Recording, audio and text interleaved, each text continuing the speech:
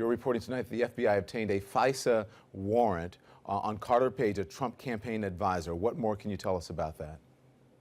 Yeah, so basically, you have to understand the context. And basically, over the summer, the intelligence community was getting information about Russia trying to meddle in the presidential election, and they were, as we learned last month, Comey, the FBI director, had initiated a counterintelligence investigation in July. And based on our reporting and interviews with multiple officials, law enforcement and otherwise, what the FBI did was obtain a FISA warrant to basically monitor the communications of Carter Page, who had been identified by Trump in March as one of his foreign policy advisors. And from there, that warrant, which typically lasts 90 days, was renewed at least once, if not multiple times. And in order to do that, one would assume that there must be some information in order for them. There's a reason for them to continue to renew it, because if no information was found, you would assume that they wouldn't continue to renew the warrant. Yeah, certainly they had to establish what's known as probable cause, okay. That they thought that there were connections between Page and the Russians that crossed a threshold that made the FBI believe that he could be acting as effectively a foreign agent.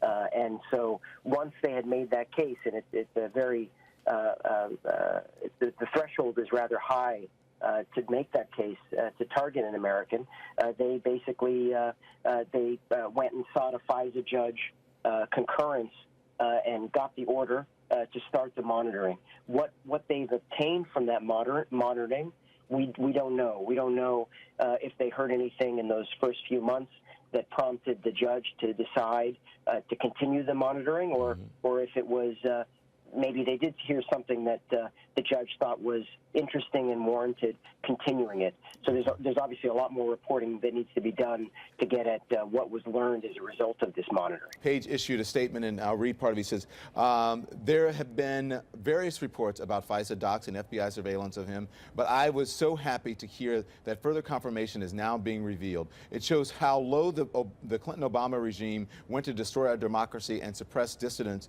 who did not fully support their failed foreign policy. It will be interesting to see what comes out when the unjustified basis for those FISA requests are more fully disclosed over time, including potentially the dodgy dossier, a document that clearly is false evidence which could represent yet another potential crime. When you were with the president of China, you're launching these military strikes.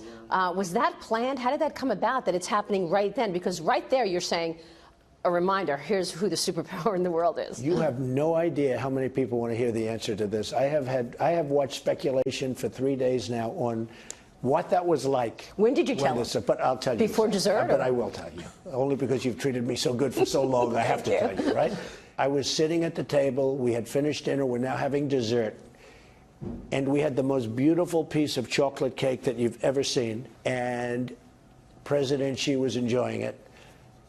And I was given the message from the generals that the ships are locked and loaded. What do you do?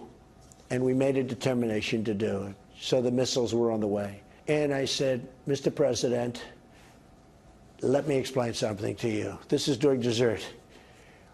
We've just fired 59 missiles, all of which hit, by the way, unbelievable, from hundreds of miles away, all of which hit. Amazing. Unmanned. Brilliant. It's so incredible. It's brilliant. It's genius. Our technology, our equipment is better than anybody by a factor of 5. I mean, what we have in terms of technology, nobody can even come close to competing. Now, we're going to start getting it because, the military has been cut back and depleted so badly by the past administration and by the war in Iraq, which was another disaster. So what happens, as I said, we've just launched 59 missiles heading to Iraq. Well, you headed to Syria? Yes, heading toward Syria. And I want you to know that. Because I didn't want them to go home. We're almost finished. It was a full day in Palm Beach. We're almost finished. And what does he do? Finishes dessert and go home. And then they say, the guy you just had dinner with just attacked the country. How did he react? So he paused for 10 seconds. And then he asked the interpreter to please say it again. I didn't think that was a good sign. And he said to me, anybody that uses gases, you could almost say, or anything else, but anybody that was so brutal and uses gases to do that to young children and babies, it's okay. He agreed. He was okay with it. He was okay. In facing our common challenges, we must also ensure that NATO members meet their financial obligations and pay what they owe. Many have not been doing that. The Secretary General and I agree that other member nations must satisfy their responsibility to contribute 2% of GDP to defense.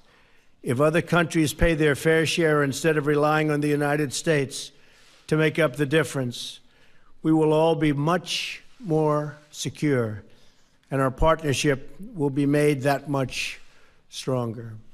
The Secretary General and I had a productive discussion about what more NATO can do in the fight against terrorism.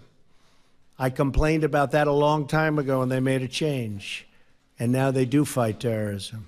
I said it was obsolete. It's no longer obsolete.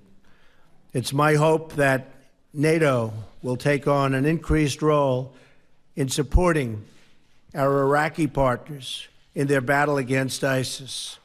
I'm also sending General McMaster to Afghanistan to find out how we can make progress alongside our Afghan partners and NATO allies.